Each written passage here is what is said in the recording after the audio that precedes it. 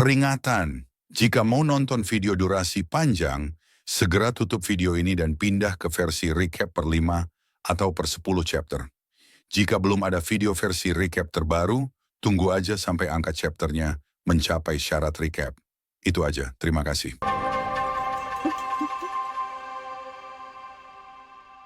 Halo semuanya, selamat datang di channel Error. Kali ini, gue akan menceritakan lanjutan dari komik Freezing the World, I Built a Doomsday Safe House, Chapter 561 dan 562.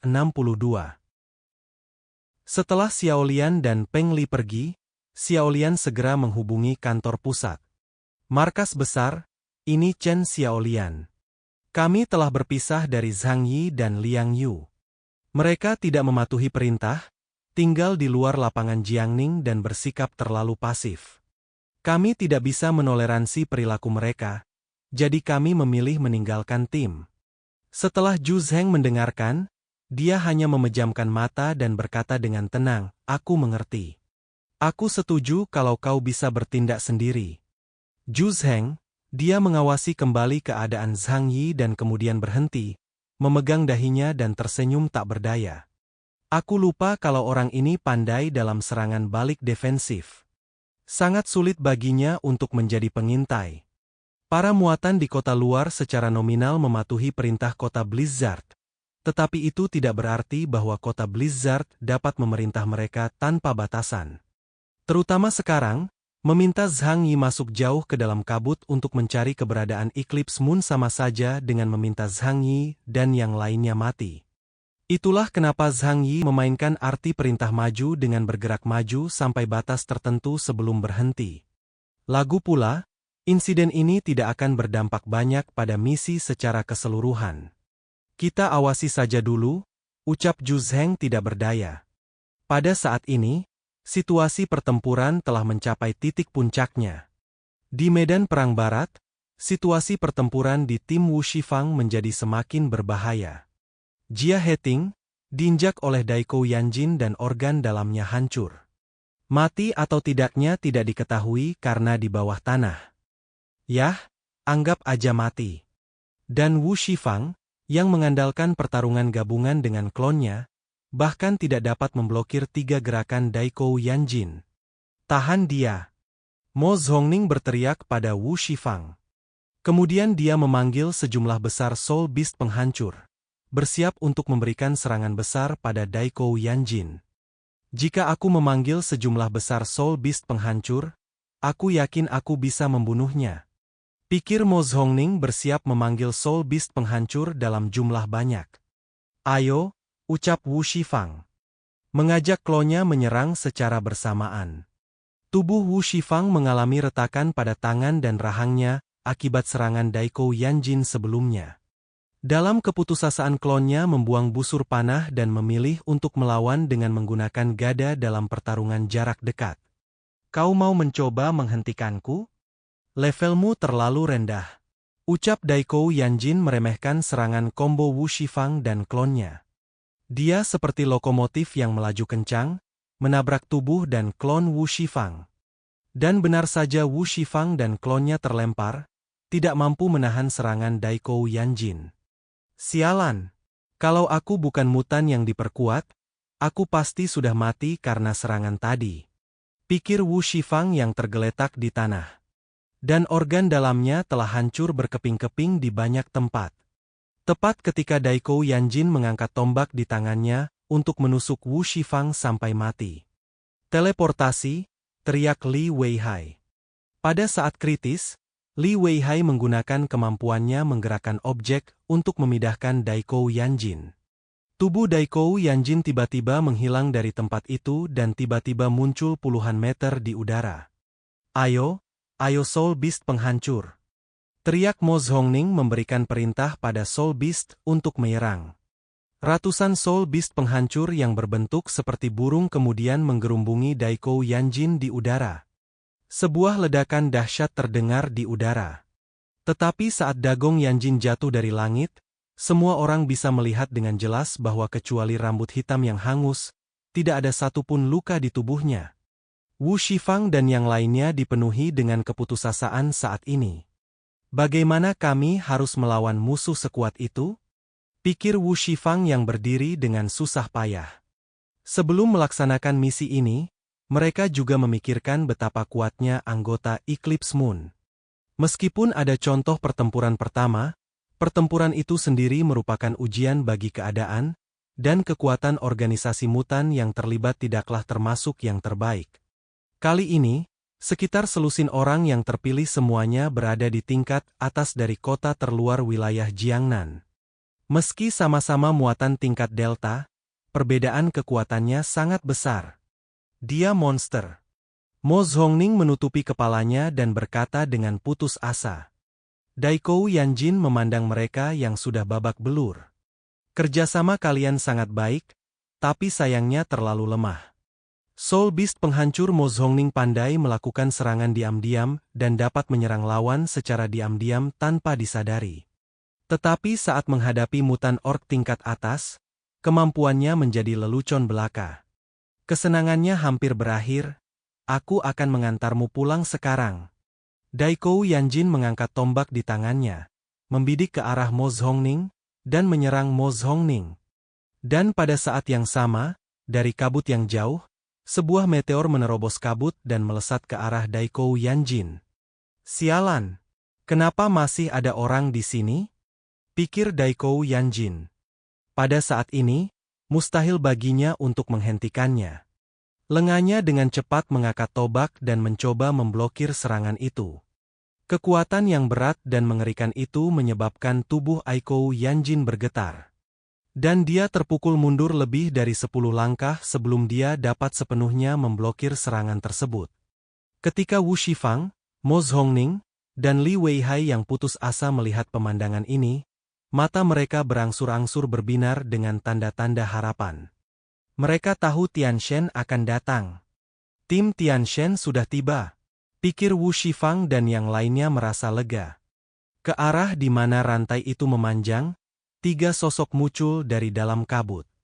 Kalian bisa pergi sekarang, dan serahkan sisanya pada kami. Orang yang berjalan di tengah memiliki rambut sebahu, wajah feminin, dan senyum lebar di bibirnya. Dia adalah Bai Chunyu, salah satu dari 2 wakil kapten tim Tianshen, yang pernah berkomunikasi dengan Zhang Yi dan 2 orang lain di sampingnya. Yang satu menggunakan jaket dan menutupi kepalanya dan 1 orang lagi yang terbungkus baju besi perak tebal, dengan rantai besi dan jangkar di tangan. Ketika mereka bertiga muncul, Dagong Yanjin tidak lagi memandang Wu Shifang dan yang lainnya. Li Taichang mengangkat tangannya, mengangkat jangkar berat itu dan menaruhnya di bahu dengan ringan seperti tidak ada apa-apa yang dipikul di bahunya. Bahkan Yoshimitsu Sakuraba dan Kurosawa Akira yang menyaksikan pertarungan dari belakang pun menyipitkan mata mereka setelah kedatangan 3 orang tim Tianshen. Aku dengar tim Tianshen cukup kuat. Seberapa kuatnya? Kita akan tahu setelah pertarungan. Bai Chunyu berkata kepada Mo Zhongning dan yang lainnya, misi kalian sudah selesai, pergilah sekarang, ucap Bai Chunyu memerintahkan Wu Shifang dan yang lainnya pergi. Karena jika tidak, saat nanti terjadi pertarungan, Bai Chunyu tidak akan bisa mengurus mereka. Mo Zhongning dan Li Weihai mengangguk cepat. Saat ini, mereka berharap bisa segera lari kembali dan tidak akan terlibat dalam pertempuran ini lagi. Untungnya, mereka berdua punya hati nurani, dan sebelum pergi, mereka memapah Wu Shifang, yang dipukuli seperti anjing mati. Adapun Jia Heting, yang terkubur jauh di bawah tanah, saat ini dia berada di bawah kaki Dagong Yanjin. Mereka tidak berani menyelamatkannya dan tidak bisa menyelamatkannya. Ketiganya kemudian melarikan diri dari medan perang. Di saat yang sama di area utara, pertempuran Zhuo Feiyu dan yang lainnya menjadi semakin sulit.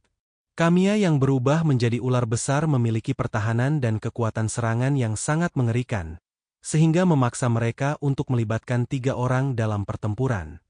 Di saat Zhuo Feiyu dan Yu Zhengyang menarik perhatian Kamiya dan Shinichiro Akutsu, Liu Yuchun diam-diam bersembunyi dalam kegelapan dan mengaktifkan kekuatannya sendiri. Ia membuka mulutnya, dan aliran kabut ungu tipis menyembur ke arah ular besar jelmaan Kamiya. Kabut asap itu menyelimuti Kamiya dan membuatnya batuk. Apakah ini gas beracun? Ucap Kamiya yang tiba-tiba menyadari benda apa asap itu. Tidak peduli seberapa kuat sisikmu, selama kau bernapas, racunnya akan menyerang organ dalammu. Ucap Liu Yuchun mencibir. Hahaha, dasar bodoh, aku ular berbisa. Jawab Kamiya yang langsung menghisap asap beracun milik Liu Yuchun. Melihat adegan ini, Liu Yuchun dan yang lainnya merasakan kulit kepala mereka mati rasa. Asap beracun tidak berpengaruh apa-apa terhadap ular berbisa, kini Liu Yuchun menjadi orang yang tidak berguna. Tunggu, ucap Liu Yuchun yang melihat apa yang hendak dilakukan Kamiya. Kamiya membuka mulutnya dan menyemburkan ludah berwarna ungu ke arah Liu Yuchun. Liu Yuchun yang tadinya terkejut, pulih dari keterkejutannya dan berlari dengan terburu-buru. Namun dia tidak dapat menghindari ludah Kamiya itu dan akhirnya tubuhnya meleleh karena ludah beracun Kamiya. Ah! Teriak Liu Yuchun yang terkena ludah beracun kimia dan setelah itu dia mati. Mati begitu saja? Pikir Yu Zhengyang setelah melihat apa yang terjadi pada Liu Yuchun. Kamiya kemudian berdiri tegak dan menatap Yu Zhengyang dengan dingin. Selanjutnya, giliranmu, ucapnya menargetkan Yu Zhengyang. Di saat yang sama, Shinichiro Akutsu bertarung dengan Yuan Hao dan Xia Lingling. Dibandingkan orang mutan seperti Kamiya dan Nobutsu, kemampuan Shinichiro Akutsu terbilang pas-pasan. Itu hanya mutan biasa yang ditingkatkan, dan menggunakan tongkat pemukul bisbol yang biasa dipakai gangster jalanan untuk bertarung. Xia Lingling dengan kekuatan menyerang Shinichiro Akutsu dengan agresif karena mendapatkan buff dari Yuan Hao di belakangnya. Ayo, Lingling, kamu yang terbaik. Teriak Yuan Hao memberi dukungan yang merupakan syarat untuk mengaktifkan kekuatannya. Dengan bantuan dari Yuan Hao, pupil mata Xia Lingling pun bersinar dengan cahaya ungu yang aneh, dan kekuatan serta kecepatannya pun meningkat pesat. Dia membuka mulutnya, dan dua gigi harimau yang tajam itu mulai tumbuh lebih panjang, dan kuku di ke-10 jarinya juga memanjang 10 cm, masing-masing hitam seperti belati. Dia tampak seperti vampir saat ini. Ah, Xia Lingling meraung.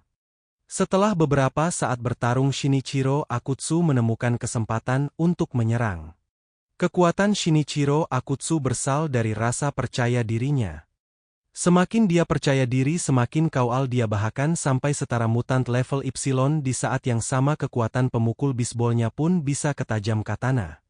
Dengan sekali serangan tubuh Xia Lingling terpisah langsung dari pinggang. Ah teriak Xia Lingling sebelum tubuhnya terbelah. Tubuh Xia Lingling jatuh ke tanah. Wajah Yuan Hao menjadi pucat melihat apa yang terjadi. Dia mengepalkan tangannya dan berteriak. Bajingan, beraninya kau melukai Linglingku. Luka? Dia belah menjadi dua, kau anggap itu luka? Pikir Shinichiro Akutsu yang tidak berkata apa-apa lagi melihat keanehan sikap Yuan Hao.